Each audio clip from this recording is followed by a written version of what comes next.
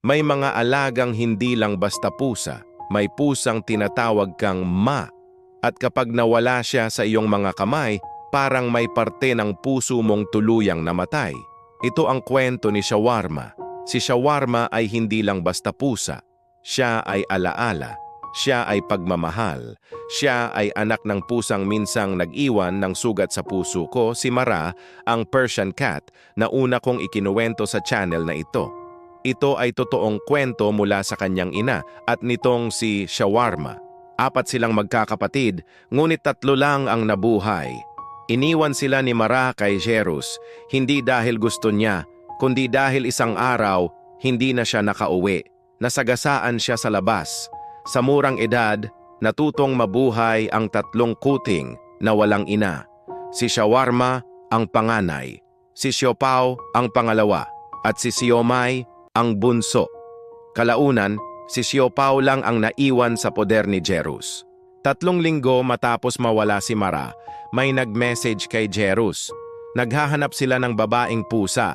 Dahil babae si Siomay at akala rin niya babae si Shawarma, ibinigay niya ang 2. Kampante siya dahil may mga alaga rin naman ang kukuha sa kanila. 1 buwan ang lumipas. Doon lang nalaman ni Jerus na lalaki pala si Shawarma. At dahil hindi siya ang hinahanap ng nag-ampon sa kanya, ibinigay siya sa iba. Noong una, wala lang. Pero kalaunan, nakita ni Jerus ang mga post ng bagong nag-aalaga kay Shawarma. Puro reklamo. Hindi raw kumakain ng isda. Gusto puro manok lang. Wet food at dry food lang daw ang kinakain. Doon pumasok ang takot. Takot na baka ipamigay ulit si Shawarma. Takot na baka palabasin lang siya ng bahay. Takot na baka isang araw, si Shawarma ay maging isang pusang lansangan. Tinawagan niya agad ang nag-aalaga. Sabi niya, kung hindi niyo po kayang alagaan, kukunin ko na lang po siya. Nang bumalik si Shawarma kay Jerus, may pagbabago na agad siyang napansin. Si Shawarma ay naging isang napakatahimik na pusa. Hindi na siya tulad ng dati na sobrang playful. Naghanap siya ng pamilyar na amoy, hanggang sa makita niya si Siopaw, ang kapatid na naiwan sa poder ni Jerus noong sila'y maliliit pa. Doon lang siya unti-unting nakipaglaro ulit pero hindi na gaya ng dati. Nagbago siya. Makikita mo ang trauma na pinagdaanan niya. Pero sa kabila ng lahat, araw-araw na ulit silang puro saya. Si Shawarma ay sobrang playful. Napakalambing. Katabi ni Jerus sa pagtulog, minsan nasa uluhan pa. Nagmamasahe gamit ang mga paa. Hindi umiihi kung saan-saan. Sumusunod kapag tinatawag. Sumasalubong pag-uwi niya galing trabaho. Nagpapakandong. At mayroon siyang isang kakaibang tawag. Kapag gusto niyang tumabi o humingi ng pagkain, tatawagin niya si Jerus ng hindi tunog pusa, tunog anak. Dahil sa sobrang lambing niya na plano na ni Jerus. Kapag nag-for good ako sa Pilipinas, isasama kita. Ganon niya kamahal si Shawarma.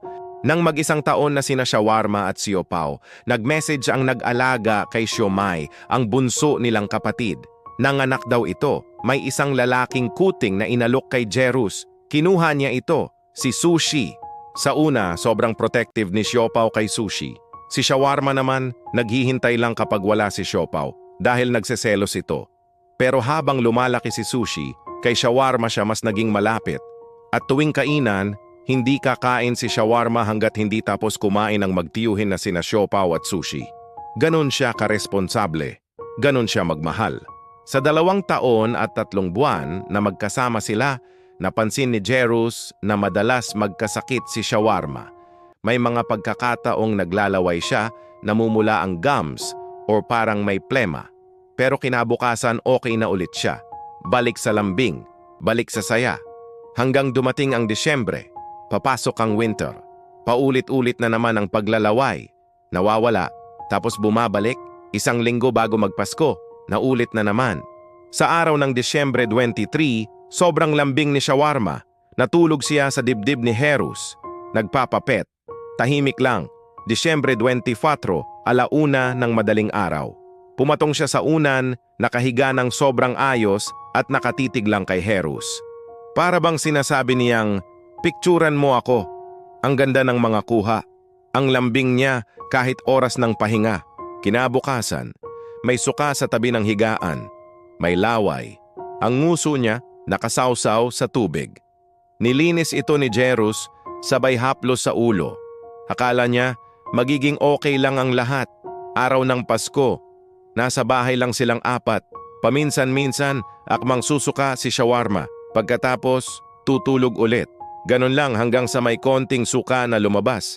Kampante pa rin si Jerus dahil konti lang naman. Alas 6 ng gabi, natulog si Jerus matapos maghanda ng pagkain. Alas 9 ng gabi, nagising siya. May narinig siyang kaluskos. Nakita niya na natutulog sina siopaw at sushi. Pero wala si shawarma sa higaan. Tiningnan niya ang balkonahe. At doon, nakita niya sa sahig si shawarma nangingisay na para bang hinahabol ang kanyang hininga. Binuhat niya agad. May dumi. May laway. Pinunasan niya. Pinump ang dibdib. Bigla siyang sumuka kasing kulay at amoy ng dumi. At bigla nawalan na siya ng hininga. Pinump niya ulit ang dibdib.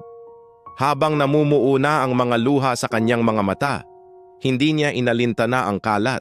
Hindi niya inalintana ang dumi. Gising. Anak. Gising. Lumabas ang dila niya. Nag-violet ang labi. Plema na lang ang tunog na naririnig. Tahimik. Nawala sa mga kamay niya si shawarma. Ang pusang iniwan ni Mara. Ang pusang nagpabago sa kanya. Ang pusang may pusong mas malaki pa sa tao. Hanggang ngayon, kahit naiwan sina siopaw at sushi, hinahanap pa rin ni Jerus ang pagmamahal, ang lambing, ang presensya, at ang pagtawag na Ma. Tinitingnan ni Jerus si shawarma na wala ng buhay habang panay ang tawag niya sa pangalan nito. At walang tigil ang pagtulo ng kanyang mga luha. Pagkalipas ng 2 oras, inilagay niya si shawarma sa dati nitong pwesto sa balkonahe. At sa huli, hindi man lang niya nabigyan si shawarma ng desenteng libing. Walang lupang mahukay, semento ang buong paligid.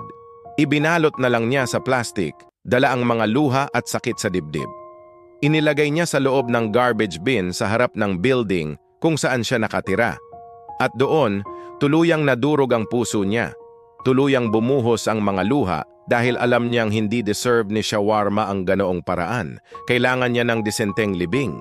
Dahil si shawarma ang nagturo sa kanya kung paano intindihin ang mga hayop at kung paano mahalin ang bawat nilalang.